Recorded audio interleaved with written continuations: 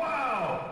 Incredible! Mr. Terrific Year 1 is a 2025 comic, likely sparked by Mr. Terrific's debut on the big screen in Superman in 2025. Previously, Mr. Terrific, aka Michael Holt, had a solo comic with the retconned origin back in 2011, back when DC was in their New 52 initiative, rebooting the universe. This new Mr. Terrific comic ties into DC's ongoing All-In saga that's focused on creating the next Justice League Unlimited team to combat the mighty Darkseid. Now that we've covered some of the background going into this comic, let's jump into Mr. Terrific Year 1, Issue Number 1. Before we fully jump into Mr. Terrific Issue 1, I just want to say like, comment, and subscribe. Please share to other people, as I'm just getting started on YouTube and I would love to make more content just like this. After all of that, let's dive into Mr. Terrific Year 1, Issue 1. The first panels of the comics references Mr. Terrific's previous escapades, such as his time in the JSA, specifically with Hawkman and Stargirl, as well as his time in the Terrifics, DC Comics' petty answer to Marvel's Fantastic Four when it wasn't in publication. The team was comprised of Phantom Girl, Metamorpho, who you'll likely remember from the Superman movie, as well as Plastic Man. When it comes to Mr. Terrific's powers, though, he's got one, and that's his genius-level intellect. In many circles, he's considered arguably the smartest man in DC Comics, up there with Lex Luthor, Ted Kord, better known as the original Blue Beetle, and Batman. Mr. Terrific begins by reflecting on a riff left behind by Darkseid, which reminds him of his origins as a hero in his hometown of Gateway City.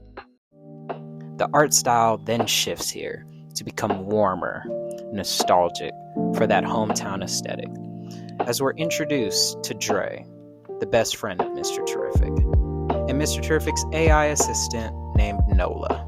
Mr. Terrific thinks it's morning time, but Nola corrects him saying it's already 12:42 p.m. A TV story is running about Prescott Industries, ran by Athena Prescott. Keep an eye on her, as she's shaping up to be a major recurring villain in the series, with major reveals down the line. Dre then calls the news story propaganda. Mr. Terrific hasn't left the house for more than an hour at a time over the past 6 months, ever since his wife Paula passed away. He's developing a fitness app for Dre, and Mr. Terrific is programming it using a prototype T-Sphere. Dre isn't impressed with the results, though. While they're in the garage, Dre asks about a certain piece of tech, and Mr. Terrific tells him that it's a skeleton key, a device that can open up anything. That's totally not gonna come up later, is it, right? Dre then asks Mr. Terrific if he's spoken to Jeff recently. Jeff is later revealed in the next issue or so to be Jefferson Pierce, better known as Black Lightning. We then learn that since Prescott Tower was built, cases of asthma, nausea, and illness of many kind have increased in the poor areas of Gateway City, the area that locals call the Bottoms. We then cut to eyewitnesses, like a mother holding her child, showing how no one's safe from the damning effects of Athena's engine tests. And this isn't just any other engine, as we'll get into that later. Athena has the mayor fooled, and most of the city, frankly. Dre says Michael is the only one who can speak out, but Mr. Terrific refuses. It turns out that when he sold Holt Industries to Athena, the contract included an anti-disparagement clause, saying that he's not legally allowed to speak out against her.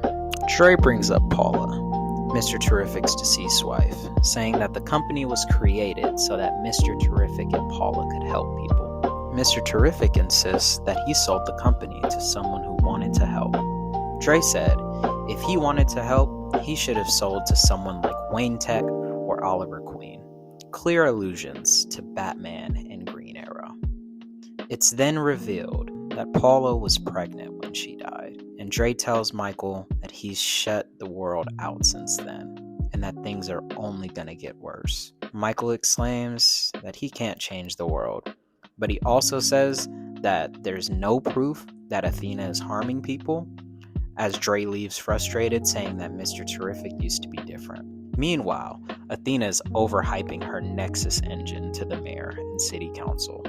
She claims that it'll cut electricity bills from the bottoms from $200 a month to $20 a month. Yeah, sure. In this economy, you evil. One council member brings up the illnesses tied to her test, but Athena dismisses the reports as baseless. She threatens to sell her tech to other cities, and then the council votes, and only one council member ended up voting no. We cut back to Mr. Terrific visiting Paula's grave as he's reflecting on Dre's words and the weight of her death, and this monologue that he goes on hits hard. He says, "She wasn't just my partner. She was my living memory. She held together all the stories that made me who I am. If I ever got lost, she would remind me. And one day, all of it was just gone." Just like that, I didn't know who I was anymore. I was just trying to make it to the other side. I'm not gonna lie, the first time reading it, I almost teared up on some real deal. His words cut deep, especially as a black man in a world that constantly demands more. Having a partner that's really there for you, that's something that you can't put a price on. This aspect of Mr. Terrific wasn't really focused on in the Superman movie. Mr. Terrific is quietly one of the most tragic characters in DC. No matter the version, he always seems to rise from deep loss to take over the mantle. And this tragedy is only the beginning.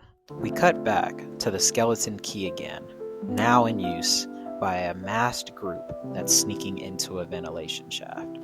It's revealed that they are infiltrating Athena's Nexus engine generator, aiming to draft schematics to prove that Athena is up to no good. They also used body cams to gather access data. Just when it seems like the mission's a success, they're ambushed by Athena's goons, who caught on when they entered the air ducts. One of the team members charged the goons, but the group is taken out one by one. Athena then activates the Nexus engine, unleashing a surge of otherworldly energy. There'll be more on that soon. One member of the masked group escapes. We cut to Mr. Terrific getting an emergency call from Dre, who is revealed to be a part of that infiltration team. We then cut back to Athena, berating one of her lackeys. We then cut back to Dre explaining to Mr. Terrific that he broke into Prescott Tower to get proof of Athena's wrongdoings. Athena's goons then start to pull up on the two.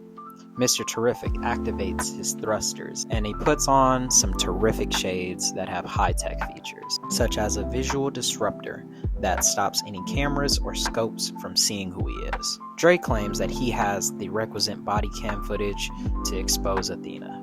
Meanwhile, we're shown a sniper lining up a shot on Dre. We hear bang as we cut to Mr. Terrific holding his best friend Dre, bleeding out. And on the next issue of Mr. Terrific Year 1, titled Divine Intervention, we'll dive into the second half of Mr. Terrific's origin as he encounters a supernatural figure who will forever shift his worldview. Please be sure to like, comment, subscribe, and share for more content like this. It's your boy, DevUnchained, signing out.